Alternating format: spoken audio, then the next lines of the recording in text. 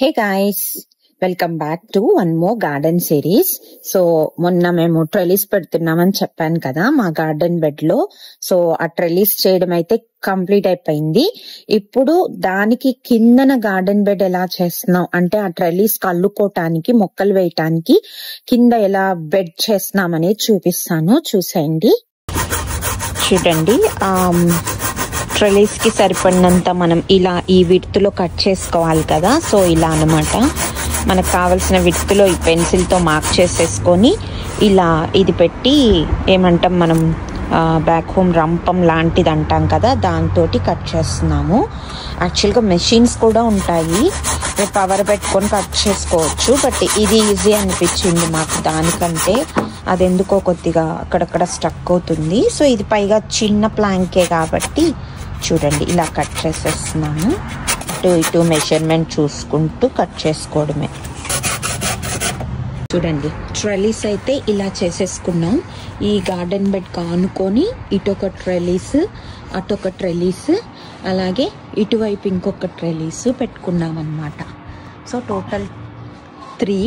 So మనం మొక్కలు ఇటొకటి అటొకటి చొప్పున మొత్తం 6 పాకే మొక్కలు వేసుకోవచ్చు. క్రీపర్స్ అనమాట. సో దోసకాయ, బీరకాయ, పొట్లకాయ, కాకరకాయ అలాంటివి.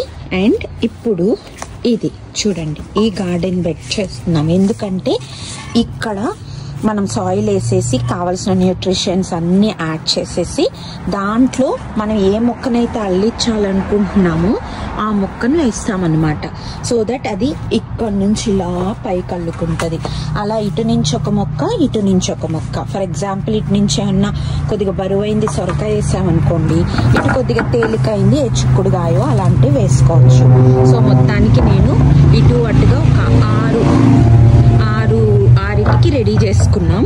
సో అదనమాట. అండ్ ఆల్సో ఇక్కడ చూడండి, ఈ గార్డెన్ బెడ్ చేసుకోవడానికి ఈ స్టోన్స్ దొరికేస్తాయి మనకి లోస్లో కానీ, హోమ్ డిపో కానీ అలాంటి స్టోర్స్లో. ఆ స్టోన్స్ తెచ్చుకొని ఈ ప్లాంక్స్ ఉన్నాయి చూసారా, వుడెన్ ప్లాంక్స్, అవి ఇలా పొడవుది తెచ్చుకున్నాం అన్నమాట. లైక్ 96 ఇంచెస్ ఉంది అది. దాన్ని మేము ఏం చేసామంటే అడ్డానికి నిలువుకి ఎంత కావాలో అంత మన ట్రెలిస్ విడ్త్ అంతా కట్ చేసుకొని సెట్ చేస్తున్నాం. మొత్తం అంతా అయిన తర్వాత మళ్ళీ గార్డెన్ బెడ్ అయిన తర్వాత మీకు ఎలా వచ్చిందనేది చూపిస్తాను. సో ఎవరికైనా ఇలాంటి రిక్వైర్మెంట్ ఉండి ఎలా చేసుకోవాలి అనుకునే వాళ్ళకి ఇది ఒక DIY అనమాట. ఇంక ఇక్కడ అన్ని తెలిసిందే కదా, డూ ఇట్ యువర్ సెల్ఫ్ అని. సో ఇలా ఈజీగా చేసేసుకోవచ్చు.